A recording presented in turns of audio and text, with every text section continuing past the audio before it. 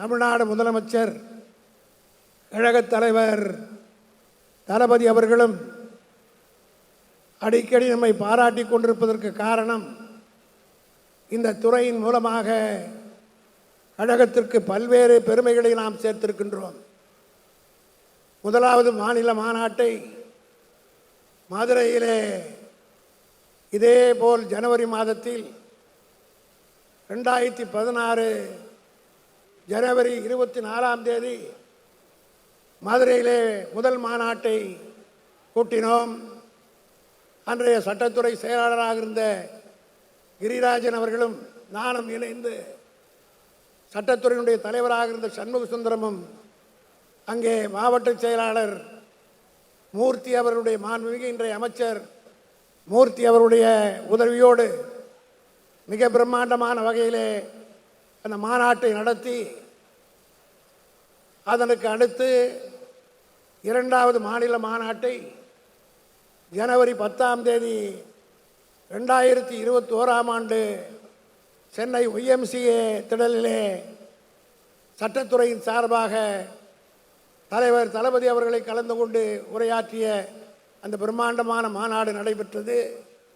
இந்த இரண்டு மாநாட்டையும் மிஞ்சுகிற வகையில் மூன்றாவது மாநாடு இதே ஜனவரி மாதத்திலே இன்றைக்கு இந்த வரலாற்று சிறப்புமிக்க செயின்ட் ஜார்ஜ் பள்ளி, இங்கேதான் கழகத்தினுடைய 15வது தேர்தல் முடிவுற்று நம்முடைய தலைவராக தளபதி மு.க. ஸ்டாலின் அவர்கள் தேர்ந்தெடுக்கப்பட்ட அரங்கத்தில் இன்றைக்கு இந்த மாநாடு கூடுகிறது.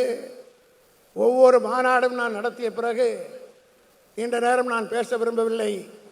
காரணம், நம்முடைய பொதுச் செயலாளர் பேச இருக்கிறார். அதனைத் தொடர்ந்து பல்வேறு நிகழ்ச்சிகள் இருக்கிற காரணத்தினால் நான் நீண்ட நேரம் பேச விரும்பவில்லை. இந்த சட்டத்துறை மிகப்பெரிய வெற்றிகளை கழகத்துக்கு சென்டிமெண்டலாகவே சொல்லுகிறேன். நாம் மாநாடு நடத்தினால் அடுத்து நடத்தக்கூடிய தேர்தலில் மிகப்பெரிய வெற்றியை திராவிட முன்னேற்றக் கழகம் வெற்றி பெற்றிருக்கிறது என்பது கடந்த கால வரலாறு. 2016 ஏறத்தாழ அப்பொழுது அங்கீகரிக்கப்பட்ட எதிர்க்கட்சியாக கூட நாம் இல்லை.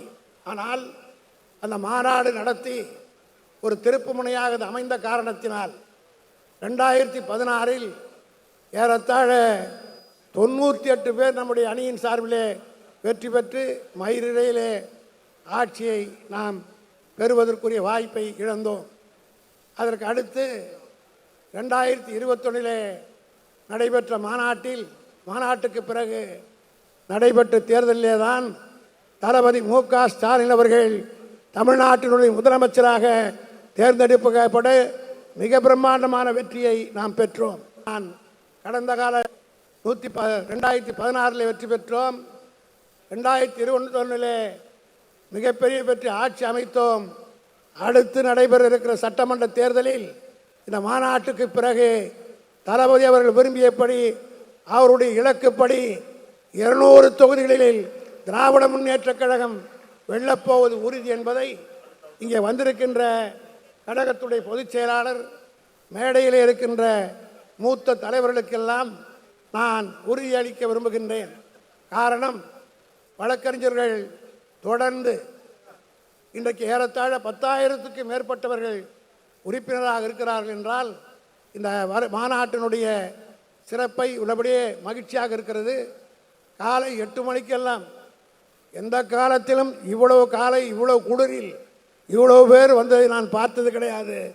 ஆனால் மாநாடு துவங்குவதற்கு முன்பாகவே அனைவரும் வந்து இங்கே சிறப்பித்திருக்கிறீர்கள்.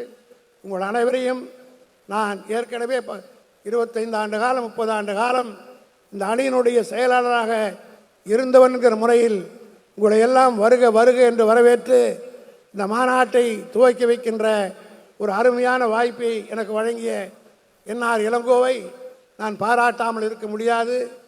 காரணம், இவ்வளவு பெரிய சிறப்பான மாநாட்டை அவர் ஒரு மூத்த வழக்கறிஞர், பிசி லாயர், நாடாளுமன்ற மேலவை உறுப்பினர், இத்தனைக்கும் மத்தியில் இந்த மாநாட்டை கண்ணும் கருத்துமாக இருந்து சிறப்பாக ஏற்பாடு செய்து கடந்த கால மாநாட்டுகளை எல்லாம் மிஞ்சுகிற அளவுக்கு இந்த மாநாட்டை கூட்டுவதற்கு அவர் எடுத்துக்கொண்ட முயற்சிக்காக தலைமைக் கழகத்தின் சார்பாக உங்களுடைய கரவழியோடு அவரை மனதார நான் பாராட்ட கடமைப்பட்டிருக்கிறேன்.